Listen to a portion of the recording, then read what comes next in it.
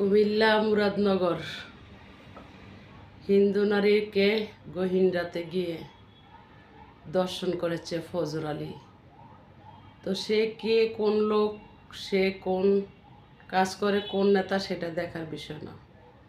বিষয় হলো আমাদের মতো নারীর বেলাও এমনটা ঘটতে পারে। তো ইউনূস মামার আমলে এমনটাই হচ্ছে, যা বলার ভাষা থাকে না, কোন ভাষায় কথা বলবো ভাষা খুঁজতে হচ্ছে। আরেকদিকে আরেক নারীর গায়ে থেকে পতাকা ছিঁড়া তাকে ব্যবস্ত্র করা হয়েছে। এমনটাই যদি চলতে থাকে কি হবে দেশের হাল? আমি ভালো মানের ছাত্র সমাজকে স্মরণ করে বলতে চাই, তোমরা কোন চোখে নিচ্ছ এই দুর্ঘটনা? এই দুর্ঘটনা কি আসলে দেশের জন্য কাম্য? অবশ্যই না। ইতিহাস সাক্ষী দেয় যে এক নারীকে এমন কিছু করার কারণে কিন্তু ৭১-এর যুদ্ধ শুরু হয়েছিল। তো এমনই একটা সময় আমাদের দেশে এই হিন্দু নারীদের বেলা এমনটা হচ্ছে, যা তৃতীয় বিশ্বযুদ্ধের অবস্থানে দাঁড়িয়ে।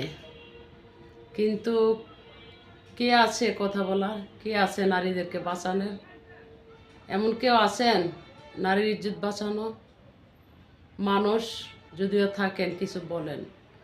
চুপ থাকলে সর্বনাশ হতে পারে, দেশের হাল সর্বশেষ হতে পারে, বিশাল ভয়াবহ দুর্ঘটনা ঘটতে পারে। প্লিজ আপনারা চুপ থাকবেন না।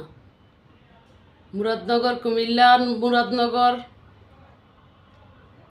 যে ঘটনা ঘটছে হিন্দু নারীর বেলা, তীব্র নিন্দার প্রতিবাদ জানাই। নিন্দনীয়, বলার ভাষা নাই। কোন ভাষায় কথা বলবো, কোন ভাষায় প্রতিবাদ করবো, সেই ভাষাই নাই। নিজের বিবেক নাড়া দিচ্ছে যে আমাদের মতো নারীদের এমনটা হতে পারে। গহীন রাতে গিয়া একজন নারীকে দরজা ভাঙ্গিয়া যায় দর্শন করা কতটুকু দেশের মঙ্গল হতে পারে? অবশ্যই মঙ্গল হবে না। প্লিজ যারা কথাবার্তা বলেন, শান্তি চান, দেশের ভালো চান, দয়া করে এই বিষয়ে কিছু বলেন। চুপ থাকবেন না, নয়তো দেশের জন্য ভয়ঙ্কর বিপদ হতে পারে। আজকে যেই ব্যক্তি কথা নিয়ে এই কাজগুলো করে যাচ্ছে, সেই ব্যক্তির নামটা আমি উল্লেখ করলাম না। সেই ব্যক্তিটা মন থেকে, রুহু থেকে একবারে উঠে যাচ্ছে।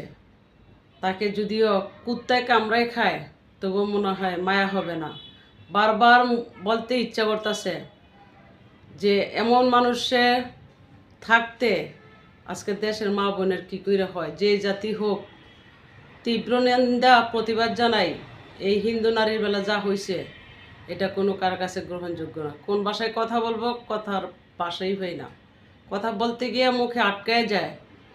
তো যাই হোক, আপনারা কোন চোখে নিচ্ছেন আর কোন চোখে দেখছেন এটা আমি জানি না।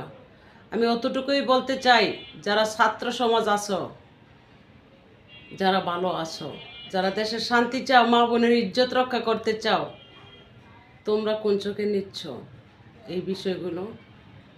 একজনের গায়ে থেকে পতাকা ছিঁড়া ব্যবস্ত্র করা, আরেকজনকে রাত দুপুরে গিয়া দর্শন করা, এগুলো কি হচ্ছে?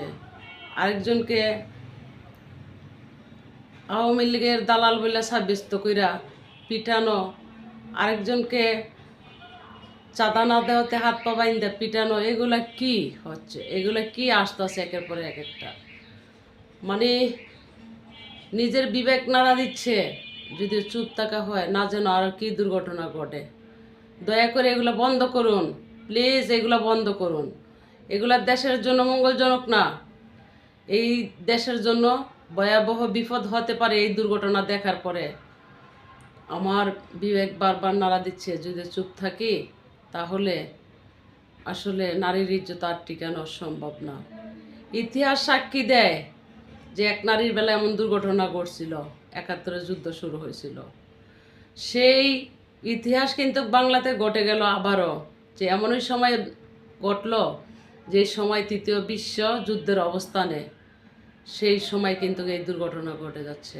সতর্ক সাবধান হন প্লিজ। ভালো চাই বিদে কথা বলছি, আমি পক্ষপাতী নারী না। প্লিজ দেশের স্বার্থে, জনতার স্বার্থে এই কথাগুলো বলতেছি। কি দরকার আছে?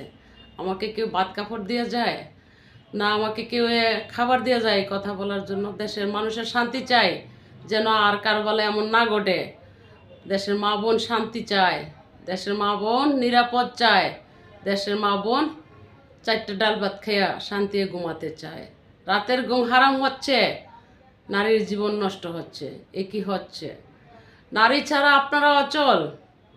একবার ভাবেন, যেই জাতি হোক, সে হিন্দু নারী বলে কি হয়েছে? সে এই কুমিল্লার একজন নারী, মুরাদনগর বাড়ি, তাকে কেন এইরকম রাতের আধারে গিয়ে দর্শন করবো?